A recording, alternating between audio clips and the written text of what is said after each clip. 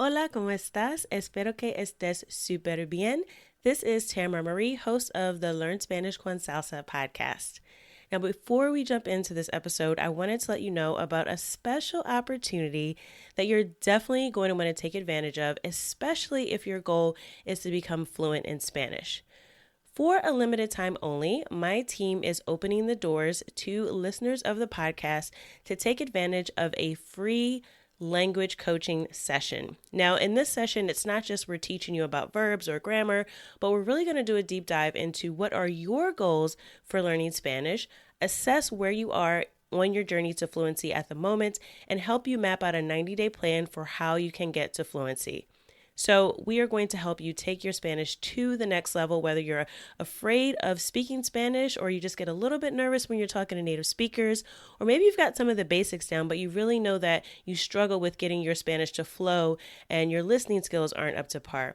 Whatever it is, even if it is a specific grammar issue, we will help you map out how to tackle that. And normally these sessions do cost, so we are offering a few slots for free. There are limited spaces available and they'll only be open up through the end of the month. So make sure you sign up. Go to SpanishConSalsa.com/coach.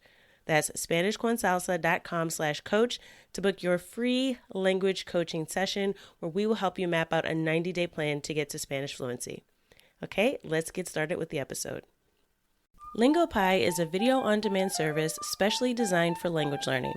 Practice your Spanish and do it simply by watching TV. You can choose local content in every genre from around the world, from drama to crime, comedy, documentaries, and even kid shows. As you watch, automatically add words to your list of vocabulary that you can revisit later to practice with flashcards, games, and more. It's everything a language learner dreams of. To sign up, go to SpanishConSalsa.com/LingoPie.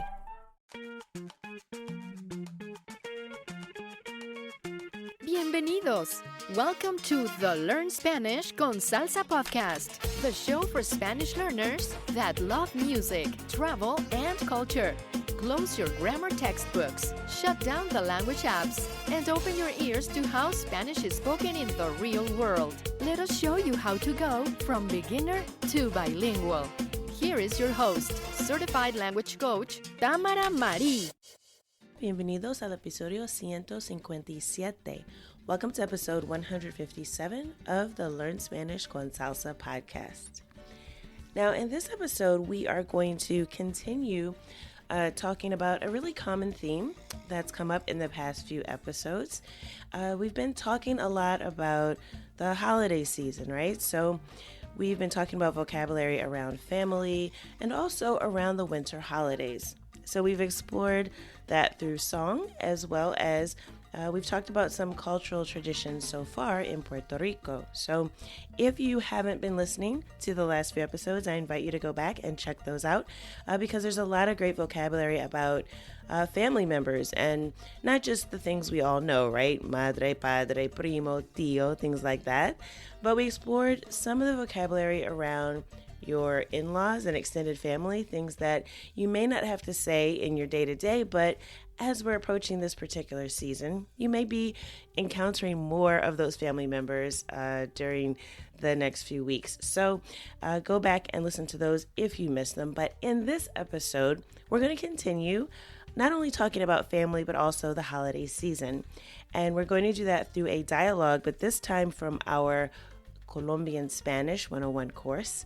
Now, if you're not familiar with our courses that we have on the different regional ways that Spanish is spoken, definitely check out our website, CaribbeanSpanish101.com. We have courses so far covering Cuba, Dominican Republic, Puerto Rico, and our latest one is Colombian Spanish, and we are expanding as we continue. So this is actually from our Colombian Spanish course. Now, if you're listening to this in December 2022, you can get on the wait list if you want to be notified as soon as the course is available, and even get an exclusive discount for pre-ordering. So go to learnspanishconsalsa.com/157 if you'd like to get more details about that as soon as they're available. But I want you to enjoy this particular dialogue, and it's about conversations that happen during this time of year. So what I'm going to do is I'm going to let you listen to the entire dialogue. You're going to listen to it in Spanish first, and then you're going to hear it again with the English translation.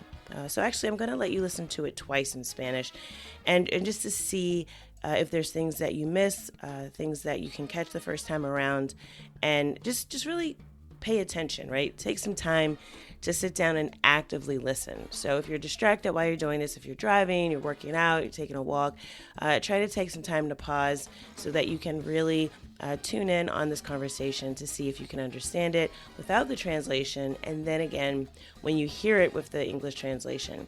After that, I'm going to come back and talk about some of the vocabulary that's specific to Colombia, and also highlight some things that are about the holiday season and specifically about family. So keep your ears open for any words that you might hear relating to family members. And I will point those out at the end, and you can see if you were able to catch them all, okay?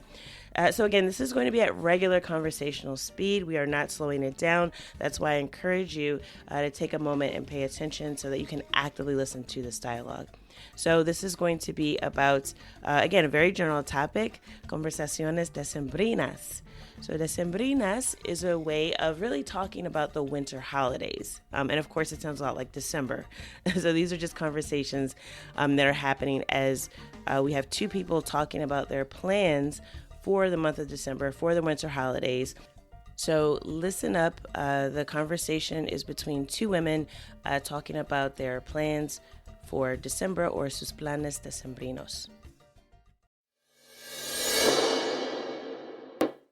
Se llegó diciembre. Sí, este año pasó muy rápido. Los traídos de tus niños. No, todavía no. La niña no sabe qué quiere y el niño está pidiendo unos carros muy caros. Ese es el problema con la televisión. Ellos se antojan siempre de las cosas más caras. Pero bueno, así son ellos.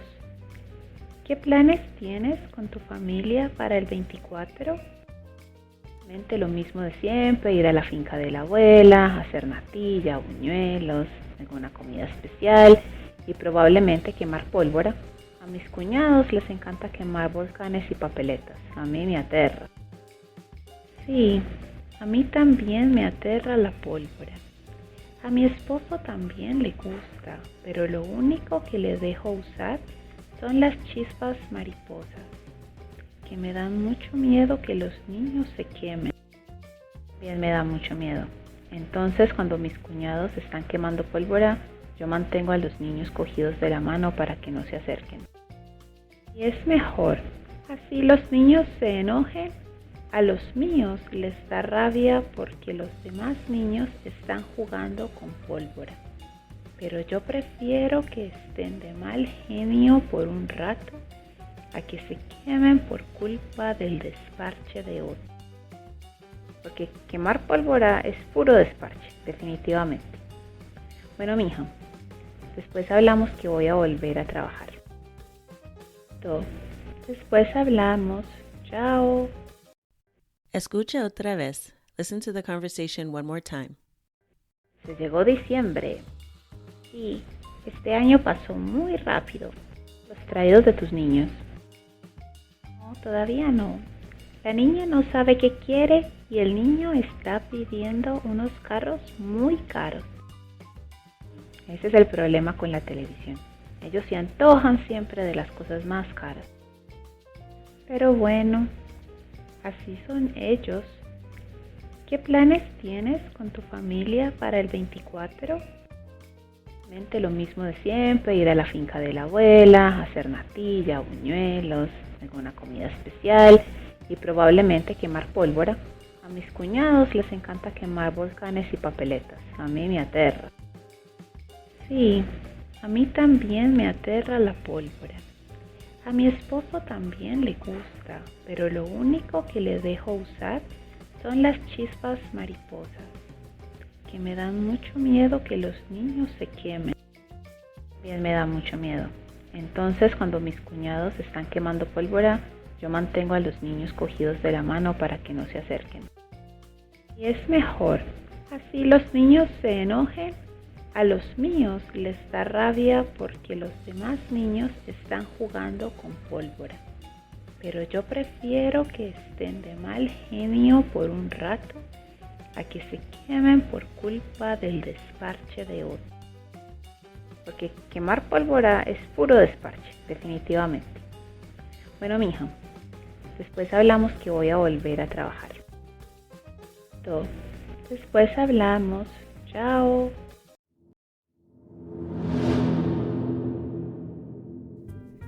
So I hope you were able to catch some of that conversation. So let's break it down line by line and go through the translation and also some of the Colombian Spanish words. So it starts out with, this is a conversation between Claudia and Lina. So Claudia says, se llegó diciembre, which means December has arrived. And then Lina responds, ay sí, este año pasó muy rápido. So, oh yeah, this year went by really quickly. So then Claudia asks, ¿ya compraste los traídos de tus niños? So she's asking, have you already bought your children's Christmas presents? And the word here for presents, you might be familiar with regalos, but the word used here is traídos, traídos. So that's one of those words that's unique to Colombia. And then Lina says, no, todavía no. La niña no sabe qué quiere y el niño está pidiendo unos carros muy caros. So it's a little bit of a play on word at the end, play on words at the end there. So she says, no, todavía no is no, not yet. The girl doesn't know what she wants, and the boy is asking for some very expensive cars. So carros muy caros. So in any case, Claudia responds, I see. ¿Es eso problema con la televisión? So yes, that's the problem of TV. Ellos se antojan siempre de las cosas más caras. So you can translate this to say that, they always want the most expensive things.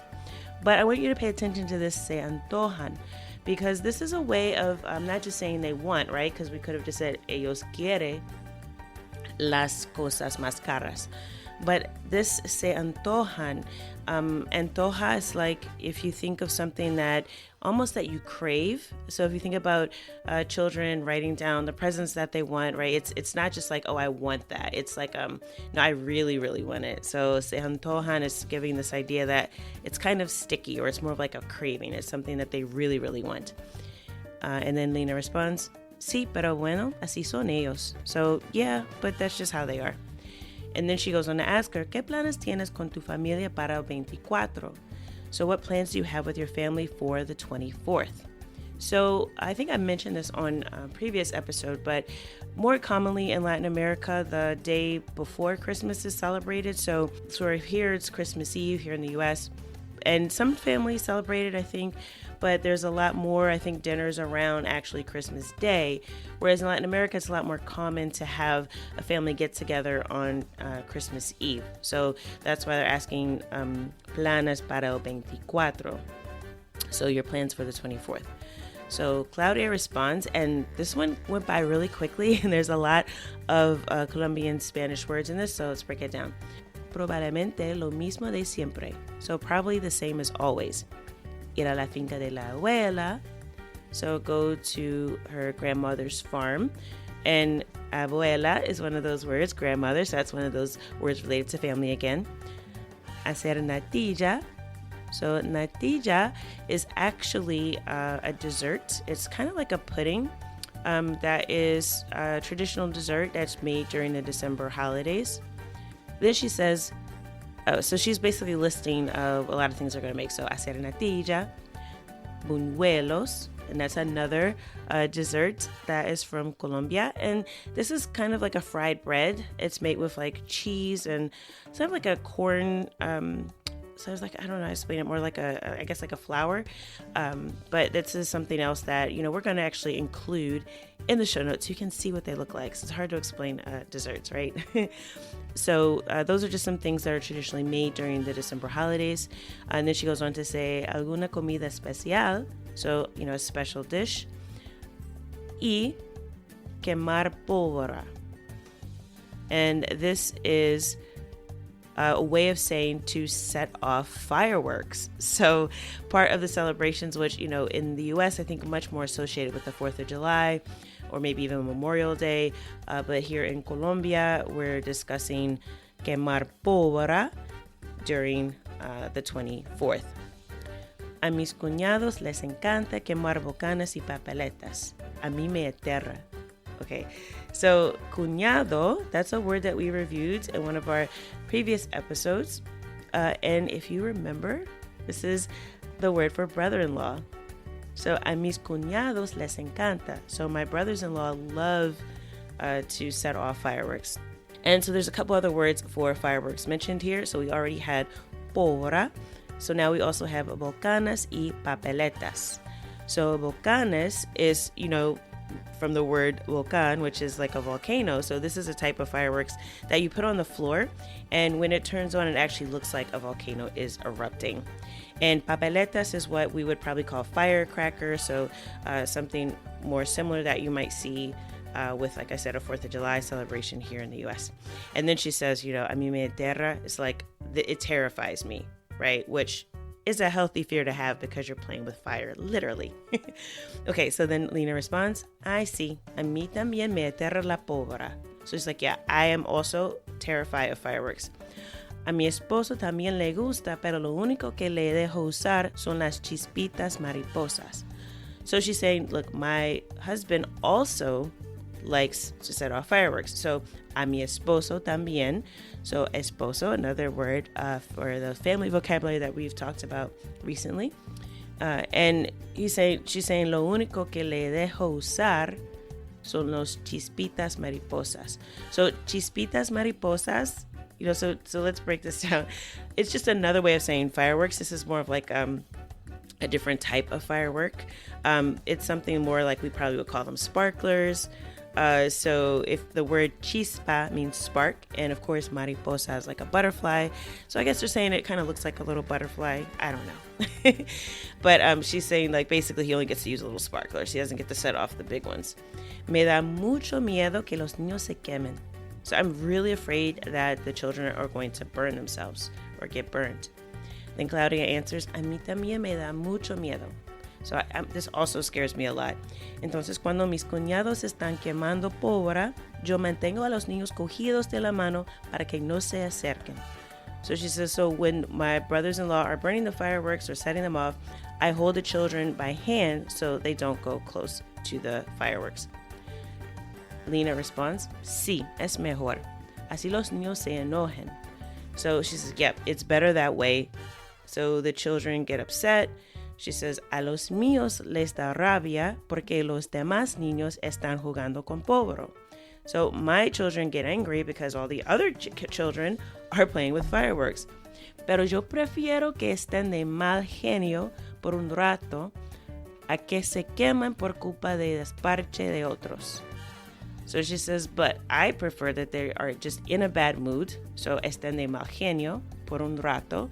So just for a little while. So I'm fine if they get upset just for a little while. And she's saying she'd rather that than they get burned. Okay. A que se quemen por culpa de desparche de otros. So this is actually another word here that is unique to Colombia. This desparche is a way of saying that, you're really unbearably bored. And hey, if you're sitting around with nothing to do during the holidays, you're setting off fireworks, that's probably a little bit of a risky activity. So she's saying, like, she would rather that her children are just upset with her for a little bit versus risking that they get burned just because other people are bored. And when they're sitting around bored, they get in trouble. So Claudia responds, sí, porque quemar pólvora es puro desparche, definitivamente. So yeah, because setting off fireworks is definitely pure boredom. Bueno, mija, después hablamos que voy a volver a trabajar. So she says, hey girl, let's talk later. I have to get back to work. And Lena says, listo. Después hablamos. Ciao. So, okay, we'll talk later. And so listo is something very also common said in Colombia. It's like just saying like, okay, so you hear that a lot, listo, right? So that's also something common to Colombia. So that's it for our dialogue. I hope that you enjoyed this and you learned a little bit about Colombian Spanish. So if you want to get a breakdown of this dialogue and also learn more about our Colombian Spanish 101 course, make sure you go to learnspanishconsalsa.com/157 for episode 157 of the podcast. We'll include all the details there about how you can get our Colombian Spanish 101 course, and we'll also show you some images here so you can see what these different fireworks look like and how las fiestas decembrinas, or the winter holidays, are celebrated in Colombia. As always, I hope something you heard in this episode has helped you go one step closer from Spanish beginner to bilingual. Hasta la próxima.